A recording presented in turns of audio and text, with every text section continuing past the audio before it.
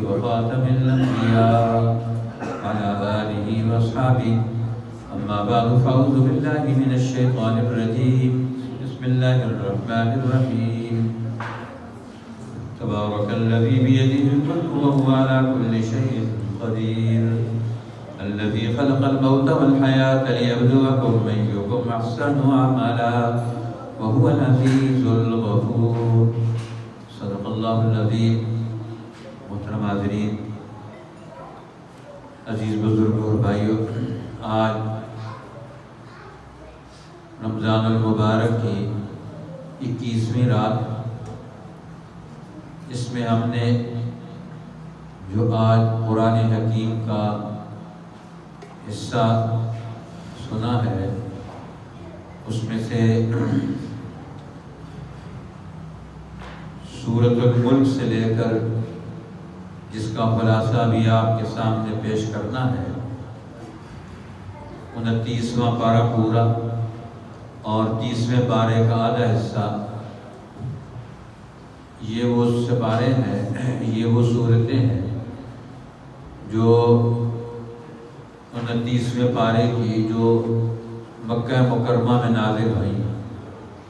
ساری صورتیں یہ مکی صورتیں ہیں.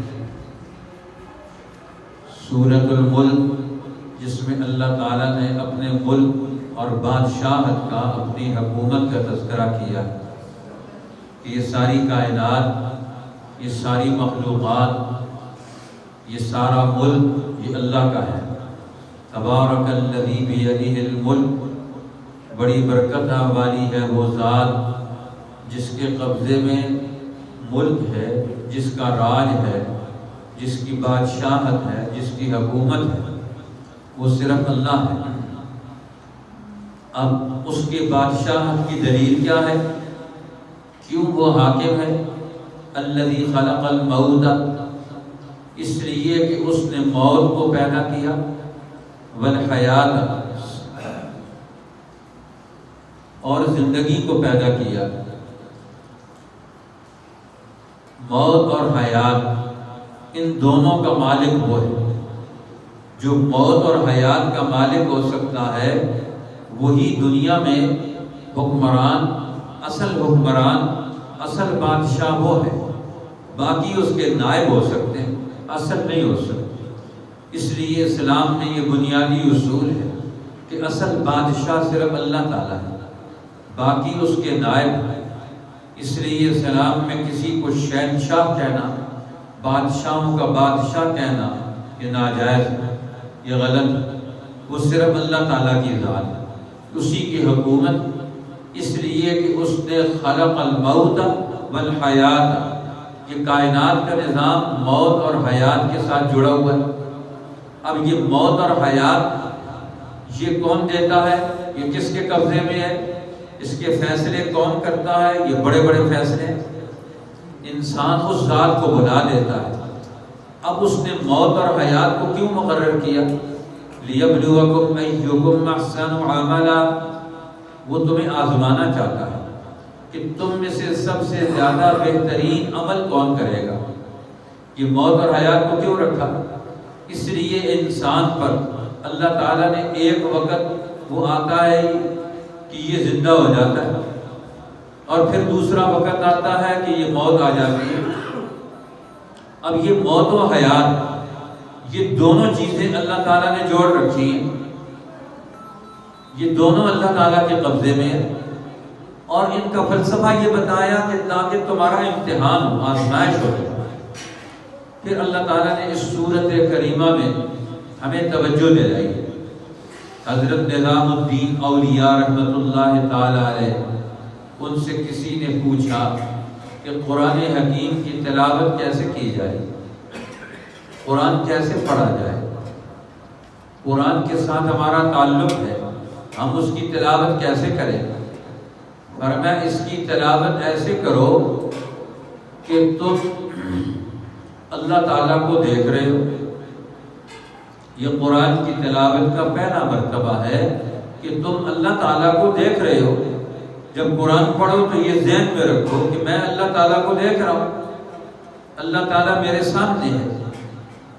انہوں نے کہا کہ حضور اگر یہ مرتبہ حاصل نہ ہو، یہ کیفیت نہ آئے، تو پھر فرمایا دوسرا مرتبہ یہ ہے کہ تم یوں سمجھو کہ اللہ تعالیٰ تمہیں دیکھ رہا ہے، تم اس کی بارگاہ میں ہو، اس کے دربار میں ہو اور وہ تمہیں دیکھ رہا ہے۔ انہوں نے کہا حضرت اگر یہ مرتبہ بھی حاصل نہ ہو، انسان کا یہ ذہن اور یہ کیفیت بھی نہ ہو، تو پھر قرآن حکیم کی تلاوت کیسے کرے؟ فرمایا پھر قرآن کی تلاوت ایسے کرو کہ جو کچھ تم پڑھ رہے ہو اس کا معنی، مطلب اور مفہوم، اس کی بنیادی تعلیمات وہ تمہارے ذہن میں ہو کہ قرآن کیا کہنا چاہتا ہے، قرآن کیا پیغام دینا چاہتا ہے۔ تو قرآن حکیم کی تلاوت کے یہ 3 مرتبے ہیں جو حضرت نظام الدین اولیاء رحمۃ اللہ تعالی علیہ نے بیان کیے۔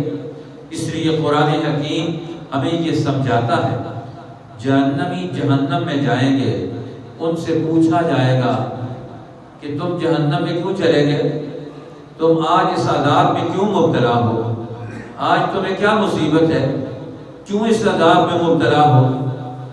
قرآن ان کا حال بیان کرتا ہے، وَقَالُوا لَوْ كُنَّا نَسْمَعُ أَوْ نَعْقِلُ مَا كُنَّا فِي أَصْحَابِ السَّعِيرِ۔ اگر دنیا میں ہم نے قرآن کو سنا ہوتا، اسے سمجھا ہوتا، لَوْ كُنَّا نَسْمَعُ أَوْ نَعْقِلُ، قرآن کی مجلس میں بیٹھے ہوتے، کسی قرآن کے پروگرام میں بیٹھے ہوتے، قرآن حکیم کی کسی درسگاہ میں کسی معلم قرآن کے پاس ہم نے اپنی نشست و برخاست رکھی ہوتی، ہم نے یہ باتیں سنی ہوتی، ما کننا فی اصحاب السعیر، ہم آج جہنم میں نہ ہوتے، جہنم والوں میں نہ ہوتے۔ جہنم میں ہمیں کیوں پہنچے؟ ہم نے دنیا میں قرآن سے غفلت کر دی۔ یہ بنیادی کتاب ہے، دین کی اساسی کتاب ہے جس نے اللہ کا تعارف کروایا، اور یہ پورے دین کی بنیاد ہے۔ اب قرآن بغیر حدیث کے سمجھ نہیں آتا، قرآن اور حدیث بغیر صحابہ کے دور کے سمجھ نہیں آتے۔ صحابہ کا دور یہ تاریخ انسانیت کا عظیم ترین دور ہے، یہ ساری چیزیں آپس میں مربوط شکل میں ہیں۔ اس لیے اللہ تعالیٰ نے پھر عقلی دلائل کے ساتھ سمجھایا ہے کہ اللہ تعالیٰ کون ہے، کائنات کی ساری چیزیں اس کے قبضے میں ہیں، زمین آسمان۔ وَالَّذِي جَعَلَ لَكُمُ الْأَرْضَ ذَلُولًا فَامْشُوا فِي مَنَاكِبِهَا، وہ اللہ جس نے زمین کو تمہارے لیے پست کر دیا، نرم کر دیا، تم اس کے اوپر چلتے بھی ہو، اتنی ٹھوس بھی نہیں کہ تم اس کو کھودو تو کھود نہ سکو، اتنی نرم بھی نہیں کہ پانی کی طرح پاؤں رکھو تو اندر چلے جاؤ۔ اب اس نے زمین کو تمہارے لیے زندگی کی ہر ضرورت کے اعتبار سے تشکیل دیا ہے۔ فَامْشُوا فِي مَنَاكِبِهَا، اس کے کناروں پر چلو، وَكُلُوا مِن رِزْقِهِ، اور اس میں سے رزق نکال کر کھاؤ، فَإِلَيْهِ النُّشُورُ، اور پھر تمہیں اللہ کی طرف پہنچنا۔ پھر اللہ تعالیٰ نے فرمایا دیکھو کائنات میں پرندے چل رہے ہیں، تم دیکھتے نہیں ہو؟ اَوَلَمْ يَرَوْا إِلَى الطَّيْرِ فَوْقَهُمْ صَافَّاتٍ، یہ دیکھو پرندے، یہ انہوں نے صف بنا کر وہ کس انداز سے وہ چل رہے ہیں، وہ ان کو کون تھامے ہوئے، کون ان کو پکڑے ہوئے، وہ فضاؤں میں خلاؤں میں وہ اپنی زندگی کو قائم دائم رکھے ہوئے۔ اب کون ان کو یہ حرکت دیتا ہے، کون ان کو یہ قوتیں دیتا ہے؟ پھر اللہ تعالیٰ فرماتے ہیں کہ جو دنیا میں قرآن کو چھوڑ کر، ہماری رائے اور حکم کو چھوڑ کر چلتے ہیں، قیامت کے دن وہ آئیں گے اور وہ بھی اونٹے چل رہے ہوں گے۔ أَفَمَن يَمْشِي مُكِبًّا عَلَى وَجْهِهِ أَهْدَىٰ، وہ آدمی جو اونٹے منہ چل رہا ہو، پاؤں اوپر ہو سر نیچے ہو، وہ زیادہ ہدایت پر ہے؟ أَمَّن يَمْشِي سَوِيًّا عَلَى صِرَاطٍ مُّسْتَقِيمٍ، جو سیدھا چل رہا ہو۔ حضرت عائشہ نے پوچھا یا رسول اللہ، وہ سر کے بل، منہ کے بل کیسے چلیں گے؟ فرمایا جو اللہ پاؤں کے بل چلا سکتا ہے وہ سر کے بل بھی اسی طرح چلا دے گا ان کو۔ سارے محشر والوں کو پتہ چلے گا کہ یہ دنیا میں قرآن کی مخالفت کر کے آئے، یہ اس کا مقابلہ کر کے آئے، اس لیے یہ ٹانگیں اوپر ہوں گی اور ان کے سر نیچے ہوگا، وہ اس طرح چل کے آ رہے ہوں گے۔ دنیا میں الٹے چلتے تھے، آج پوری دنیا الٹی چلتی ہے۔ قرآن اور کہتا ہے، دین اور کہتا ہے، ہماری زندگی کچھ کہتی ہے، ہمارے بازار کچھ کہتے ہیں، ہماری عدالتیں کچھ کہتی ہیں، ہمارا ایمانی اقتدار، وہاں بیٹھے ہوئے لوگ کچھ اور فیصلے کرتے ہیں۔ ان سب کو جو قرآن کی مخالفت میں رائے رکھتے ہیں، وہ اپنے دلائل پیش کرتے ہیں، یہ سب کے سب تباہ و برباد ہو۔ اس لیے قرآن حکیم یہ کہتا ہے اگر تم اللہ کو چھوڑ کر، اس کے حکم کو چھوڑ کر کسی اور طرف جاتے ہو، قُلْ أَرَأَيْتُمْ إِنْ أَصْبَحَ مَاؤُكُمْ غَوْرًا فَمَن يَأْتِيكُم بِمَاءٍ مَّعِينٍ۔ کائنات کا نظام تو اللہ تعالیٰ چلا رہا ہے۔ اگر اللہ تعالیٰ پانی کو زمین کے نیچے لے جائے تو کیا کرو گے؟ کتنے علاقے بنجر ہیں جن میں پانی نہیں ہے، تو پانی نہیں ہے تو یہ کیوں غور نہیں کرتے کہ اگر تم آج یہ کام نہیں کرو گے، یہ سب کے سب کائنات کا یہ نظام، یہ سسٹم ہے، یہ نظام ہے، اور اس کے چلانے والا اللہ تعالیٰ ہے۔ پھر اللہ تعالیٰ نے بین الاقوامی سطح پر اسلام کی تعلیمات، قرآن کی تعلیمات نبی پاک صلی اللہ علیہ وسلم کے ذریعے کس طرح دنیا میں وجود پذیر ہوگی، سورہ نون والقلم میں اس کو بیان کیا۔ اس میں قرآن حکیم کا بین الاقوامی نظام، عالمگیر رہنمائی کا نظام، نبوت محمدی کے عالمگیر اثرات وہ کیسے ظاہر ہوں گے؟ فرمایا وہ پہلا درجہ علم اور شعور کا ہے، وہ عقل کا ہے۔ نون والقلم وما یسطرون، قسم ہے قلم کی اور قلم نے جو کچھ لکھا۔ اب اللہ تعالیٰ نے کائنات میں سب سے پہلے 3 چیزیں پیدا کی، ایک قلم پیدا کیا، ایک عرش پیدا کیا، اور ایک پانی پیدا کیا۔ اب یہ 3 چیزیں پیدا کی سب سے پہلے کائنات میں، یہ سب سے پہلی وجود میں آنے والی ہیں۔ اب یہ تینوں چیزیں اللہ نے اپنا عرش پیدا کیا، کائنات کا مرکزی نظام جو اس کو کنٹرول کرتا ہے، اس کی کنٹرولنگ باڈی وہ تیار کی۔ پھر اس کے بعد پانی پیدا کیا، پھر اس کے اور عرش اور قلم ان کو پیدا کیا۔ اب قلم کو حکم دیا لکھ، اس نے لکھنا شروع کیا، یہ قلم تقدیر، یہ کائنات کا قلم ہے۔ اس لیے اللہ تعالیٰ نے ایک قلم تو ہمارے ہاتھ میں ہوتا ہے، یہ قلم تکوین ہے، کائناتی نظام کا قلم جو اللہ کے علم اور ارادے کو ظاہر کرتا ہے۔ اللہ کا ارادہ کیا ہے، اس کا علم کیا ہے، وہ اس کو ظاہر کرتا ہے۔ والقلم، قسم ہے اس قلم کی، وہ پہلا قلم جو اللہ نے اپنے علم اور ارادے کے اظہار کے لیے اس کو وجود بخشا۔ فرمایا وما یسطرون، اور جو کچھ اس نے لکھا، کائنات میں جو کچھ ہو رہا ہے وہ سب کچھ اس نے لکھا ہے، اور وہ لوح محفوظ میں محفوظ کر دیا۔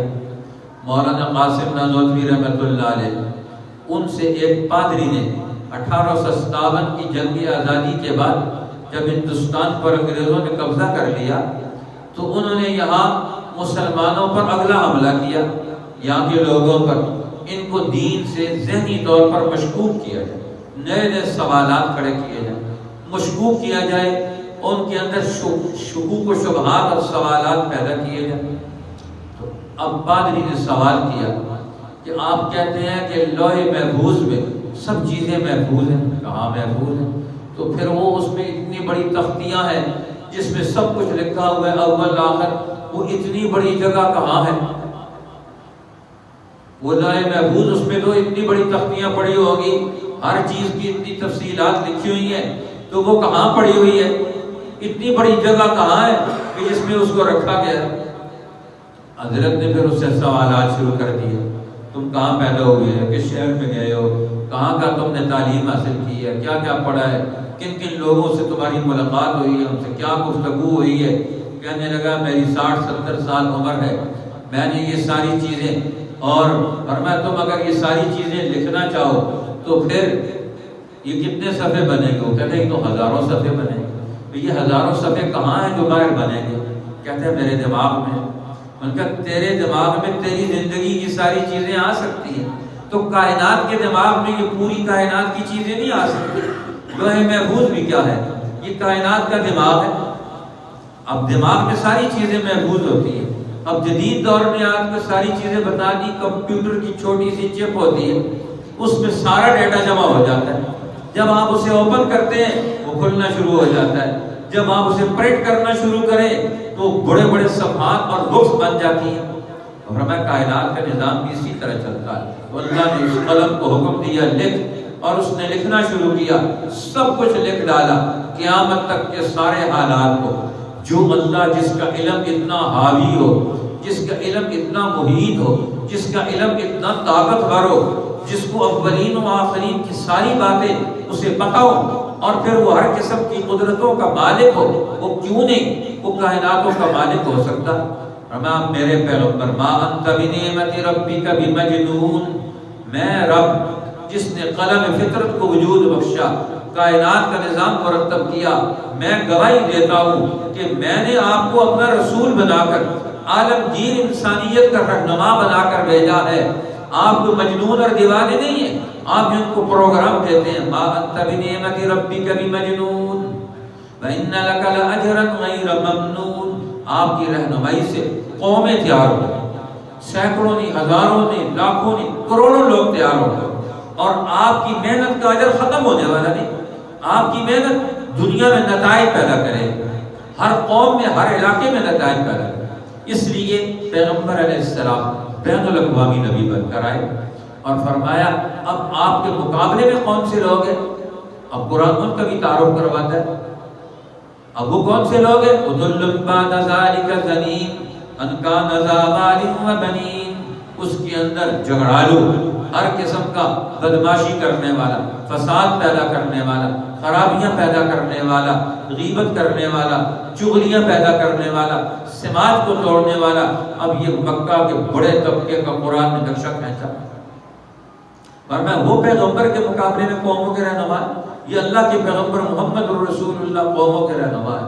پھر اللہ تعالیٰ نے فرمایا دیکھو اب تمہارے سامنے باغ والوں کا تذکرہ کیا، آپ باغ والوں کا تذکرہ کر کے ان کو بتائیں کہ باغ والے کون ہیں،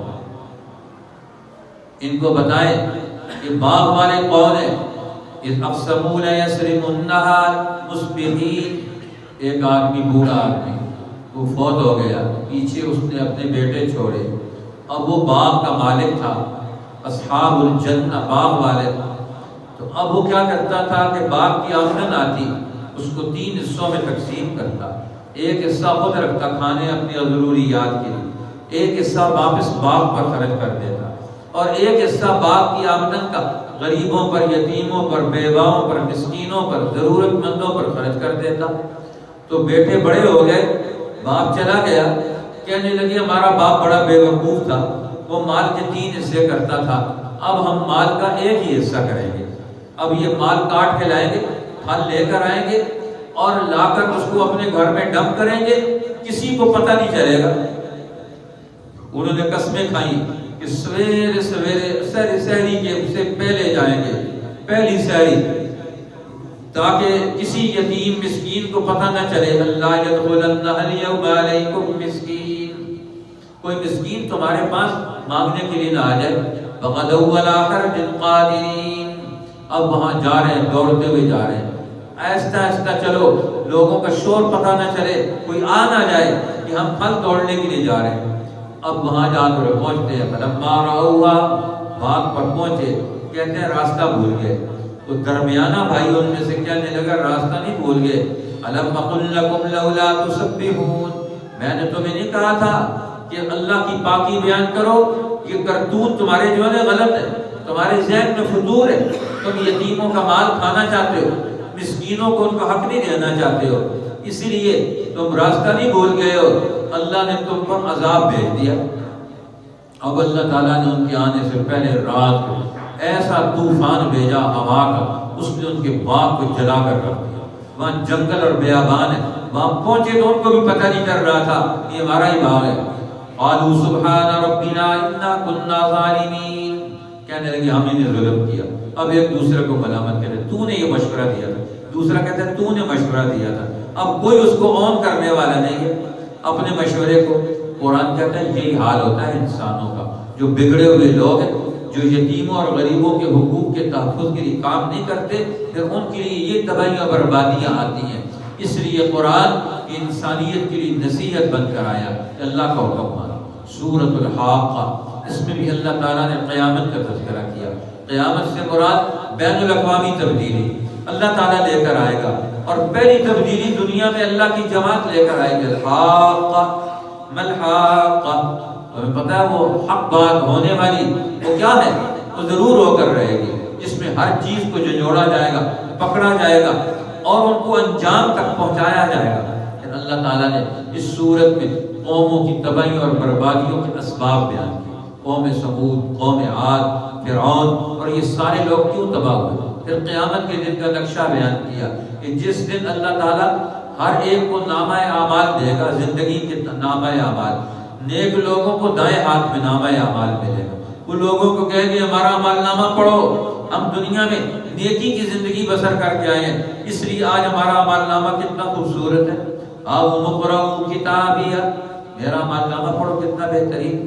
اب برے لوگ، مجرم لوگ، ان کو ان کا اعمال نامہ بائیں ہاتھ میں پیٹھ کے پیچھے ہاتھ بندھے ہوئے ہوں گے، اڑتا ہوا آئے گا اعمال نامہ، اور اللہ تعالیٰ کی طرف سے اعلان ہوگا لے اپنا اعمال نامہ پڑھ، تو نے دنیا میں جرم کیا، آج سزا ہوگا۔ جرم کیا تھا؟ قرآن بیان کیا ان کے دو جرم تھے۔ انہ کان لا یؤمن باللہ العظیم، یہ اللہ عظمت والے پر ایمان نہیں رکھتے، اس کی ذات، اس کی بڑائی، اس کا حکم، اس کی عبادت، اس سے روگردانی کرتے تھے۔ اور دوسرا ولا یحض علی طعام المسکین، مسکین اور غریب کے کھانا کھلانے کی تاکید نہیں کرتے تھے۔ یہ دو بڑے جرم تھے، اس لیے اس سزا میں پہنچے، جہنم کا ایندھن بن گئے۔ لیکن وہاں سے بچنے والے کون سے ہیں؟ جو قرآن کی طرف آتے ہیں، سمجھ اور بوجھ پیدا کرتے ہیں۔ وَإِنَّهُ لَتَذْكِرَةٌ لِّلْمُتَّقِينَ، یہ قرآن نصیحت والوں کے لیے، ڈرنے والوں کے لیے نصیحت بن رہا ہے۔ سورۃ المعارج، اللہ تعالیٰ نے معارج کہتے ہیں سیڑھیاں چڑھنا، بلندی کی طرف جانا۔ اب انسان بلندیوں کی طرف کب جائے گا؟ یہ اگلا دور جو آ رہا ہے، یہ قیامت آئے گی تو انسان، نیک لوگ بلندیوں کی طرف جائیں گے۔ للمعارج، یہ معارج سیڑھیوں کی طرف چڑھیں گے، بلندیوں کی طرف۔ وہ دن کب آئے گا؟ سأل سائل بعذاب واقع، پوچھنے والے آ کر رسول اللہ سے پوچھتے ہیں ہم ترقی کریں گے، آگے بڑھیں گے، جنت کے مالک بنیں گے، تم ان بلندیوں پر کب چڑھو گے؟ فرمایا تم انتظار نہ کرو، وہ ہو جائے گا اپنے ٹائم پر، ہم بلندیوں پر چڑھیں گے۔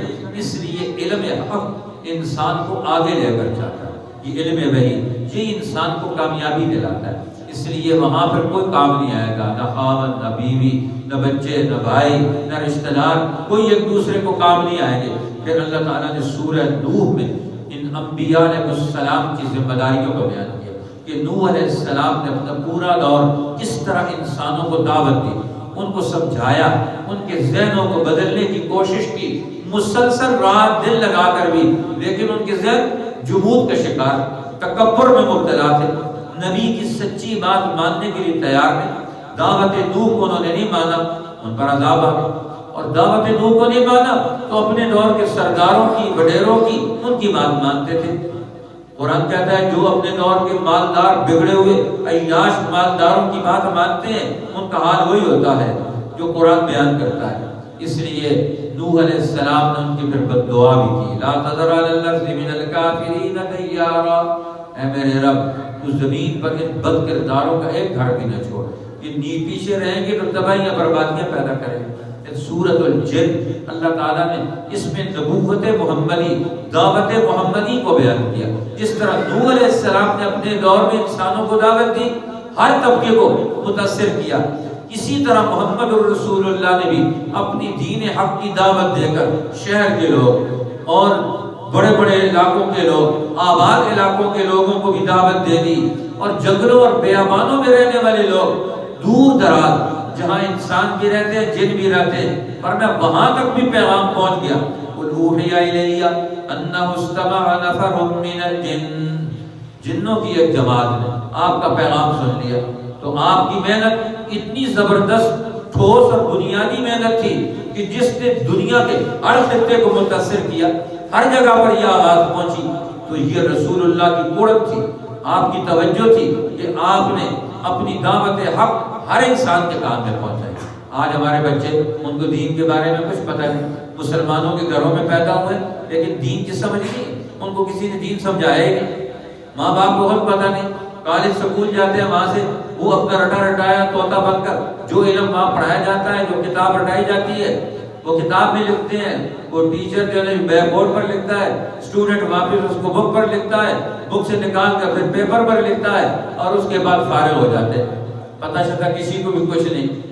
اب انہوں نے نہ دین سمجھا، نہ زندگی سمجھی، نہ اللہ اور اس کے رسول کو سمجھا، نہ عروج و زوال کی حقیقت سمجھی، انہیں زندگی کے حقائق کا علم ہی نہیں آیا، ان کو کسی نے سمجھایا ہی نہیں، اب ان کو کیسے پتہ چلے گا؟ اس لیے دین کی دعوت دینا، دین سمجھانا، بنیادی نظریات اور تعلیمات بتانا، یہ ماں باپ کی ذمہ داری، یہ بڑے لوگوں کی ذمہ داری، یہ انبیاء کے جانشین علماء کی ذمہ داری ہے کہ وہ قوم کے دل و دماغ سے شکوک و شبہات دور کریں اور دین کو یقینی دین بنائیں۔ یہ وہمی دین نہ ہو لوگوں کے ذہن میں کہ یہ وہمی دین ہے، اس لیے خیالات صحیح ہو، حقائق صحیح پیش کریں اور ان کو ان کے دل و دماغ میں دلائل کے ساتھ منتقل کریں۔ اور میں دیکھو میرے پیغمبر نے یہ کام کیسے کر کے دکھایا کہ دین حق کی دعوت کا، پھر اس کی تفصیل سورہ مزمل میں بیان کی کہ اللہ کے پیغمبر نے اپنے نظریے پر، قرآن کی تعلیم پر کس طرح لوگوں کے ساتھ، ایک ایک آدمی کے ساتھ مل کر نشستیں کر کے، بیٹھ کر اس سے گفتگو کر کے، اس کو بات چیت سمجھا کر، اس سے دوستی لگا کر، اس کو قائل کر کے اس کو اللہ کی باتیں سمجھائیں۔ یا ایھا المزمل، اے دوست بنانے والے، کملی میں لپٹنے والے، قم اللیل الا قلیلا، کھڑے ہو جائے رات کو کھڑے ہو کر قرآن پر غور کریں، اس کی تعلیمات پر غور کریں، اور پھر اس پر غور کر کے پھر آپ دن کے وقت میں انسانوں سے انٹریکشن کریں۔ اس لیے ان ناشئۃ اللیل ہی اشد وطئا واقوم قیلا، رات کو کھڑا ہونا یہ انسان کو طاقتور بناتا ہے، اس کے ذہن کو تازہ کرتا ہے، اس کو قرآن کے دلائل ملتے ہیں، یہ لوگوں کو سمجھانے کی صلاحیت پیدا کرتا ہے، اس کی بات بہترین اور خوبصورت ہو جاتی ہے۔ اس لیے اللہ تعالیٰ نے فرمایا تھوڑا سا وقت نکال کر ساری مخلوق سے الگ ہو کر میری باتوں پر بھی غور کرو۔ وَاذْكُرِ اسْمَ رَبِّكَ وَتَبَتَّلْ إِلَيْهِ تَبْتِيلًا، اپنے رب کا نام لے اور سب سے کٹ کر کہیں بیٹھ کر میرے ناموں پر، میرے حکموں پر ذرا غور کر لے۔ یہ بھی اعتکاف ہے۔ اعتکاف میں کیا کرنا ہے؟ اعتکاف والوں نے ذرا بیٹھ کر الگ سے غور کرنا ہے، آج ہم کدھر ہیں، ہماری قوم کدھر جا رہی ہے، ہم غلط ہیں یہ صحیح ہے، اور میں سب سے کٹ کر الگ ہو کر اللہ کا نام لیں تاکہ تمہارا ذہن کھلے، تمہارا دماغ کھلے، تمہیں پتہ چلے کہ انسانوں کی غلطیاں اور خرابیاں انہیں کس عذاب کی طرف لے کر جا رہی ہیں اور ہم انہیں اس عذاب سے کیسے بچائیں گے۔ پھر اللہ تعالیٰ نے سورہ مدثر میں اصول بیان فرمائے، نبی کی دعوت کے اصول کیا تھے۔ یا ایھا المدثر قم فانذر، انہیں ڈرائیں، انہیں توجہ دلائیں، انجام بتائیں، جو وہ کام کر رہے ہیں اس کا انجام کیا ہے۔ ربک فکبر، اپنے رب کی بڑائی بیان کریں، وثیابک فطہر، اپنے کپڑوں کو پاک کریں، والرجز فاہجر، ہر گند سے، ہر نجاست سے، ذہنی اور جسمانی نجاستوں سے الگ ہونے کا ان سے مکالمہ کریں، گفتگو کریں۔ وَلِرَبِّكَ فَاصْبِرْ، اور مصیبت آئے تو اس پر صبر کریں، ڈٹ جائیں۔ اب یہ فرمائیں یہ دعوت کے کچھ اصول، یہ بنیادی اخلاق ہیں جو اللہ کے پیغمبر اپنی دعوت سے انسانوں میں منتقل کریں گے۔ اب جب یہ انسانوں میں یہ منتقل ہوں گے تو انسان کامیاب ہوں گے، اور اگر یہ قبول نہیں کریں گے تو یہ تباہ و برباد ہوں گے۔ اس لیے اللہ تعالیٰ نے فرمایا اس صورت میں جہنمی جہنم میں پہنچیں گے تو جنتی ان کی ملاقات، ایک دفعہ ملاقات کی اللہ سے درخواست کریں گے، ہم ان سے بات چیت کرنا چاہتے ہیں، ان سے پوچھیں گے ما سلککم فی سقر، تم جہنم میں کیوں پہنچ گئے؟ کون سا برا عمل تھا تمہارا جس کی وجہ سے تم جہنم میں پہنچ گئے؟ تو جہنمی بتائیں گے ہم جہنم میں اپنے کس جرم کی سزا کاٹ رہے ہیں۔ لم نک من المصلین، پہلا جرم ہمارا یہ ہے۔ سعادت انسانی کا سب سے اونچا پروگرام جو اللہ نے نماز کی شکل میں دیا تھا، ہم نماز نہیں پڑھتے تھے۔ وَلَمْ نَكُ نُطْعِمُ الْمِسْكِينَ، ہم مسکین کو کھانا نہیں کھلاتے۔ وَكُنَّا نَخُوضُ مَعَ الْخَائِضِينَ، اور ہم دین پر، اللہ کے نبیوں پر، اللہ پر، حق وقت کے مستقبل پر ہم باتیں بتاتے، ہم کہتے ہیں یہ فضول سی باتیں کرتے ہیں، یہ خیالی باتیں کرتے ہیں، یہ حق ہوگا، یہ غلبہ ہوگا، یہ جنگیں ہوگی اور یہ کامیاب ہوں گے، اسلام کی عزت غلبہ ہوگا۔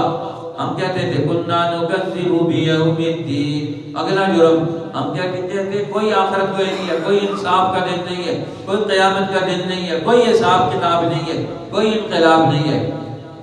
اب کہتے اب ہمیں پتہ چلا وہ باتیں تو ساری صحیح تھی، اب ہم اس کی سزا بھگت رہے ہیں۔ اس لیے اللہ تعالیٰ نے سورۃ القیامہ میں پھر انسان کو اس کی حقیقت بتائی۔ انسان کی اصل حقیقت کیا ہے کہ انسان اچھائی اور برائی میں فرق کرے۔ اس لیے اللہ تعالیٰ نے نفس لوامہ کی قسم کھائی، لا اقسم بیوم القیامہ ولا اقسم بالنفس اللوامہ۔ اب یہاں سورہ قیامہ سے لے کر سورہ والطارق تک اللہ تعالیٰ نے انسانی اعمال کی جزا اور سزا کا ذکر کیا۔ یہ لا اقسم بیوم القیامہ سے لے کر ہر صورت میں قیامت کا تذکرہ، انسانی زندگی کے اعمال اور نتائج کا ذکر ہے کہ جو کچھ انسان کرے گا اچھا یا برا ضرور اس کا پھل کاٹے گا۔ تاجرانہ ذہنیت سے، زراعت پیشہ لوگوں کی ذہنیت سے، ہر طبقے کی ذہنیت سے اللہ تعالیٰ نے انسانی زندگی کے اعمال کی جزا اور سزا کا ذکر کیا۔ ان ساری صورتوں میں قیامت کا تذکرہ، یہ تبدیلیوں کا دور، جزا اور سزا کا دور۔ انسانی اعمال یہ دنیا میں بڑی تاثیر رکھتے ہیں، اچھی تاثیر بھی رکھتے ہیں، برا عمل کریں گے تو بری تاثیر رکھیں گے اور بری تاثیر کا نتیجہ تمہیں بھگتنا پڑے گا۔ اس لیے یہ سورہ والطارق تک یہ ساری کی ساری تقریباً 11 کے قریب صورتیں، ان سب صورتوں میں اللہ تعالیٰ نے انسانی اعمال کی جزا اور سزا کا ذکر کیا۔ یا قیامت کے دن کا سارے حالات کھول کر ان سب صورتوں میں بیان فرمائے۔ اللہ تعالیٰ میں دین کی سمجھ عطا فرمائے، اس کی برکات نصیب فرمائے اور ہمیں ہر گمراہی سے، ہر شک اور شبہ سے محفوظ فرما دے۔ اللہ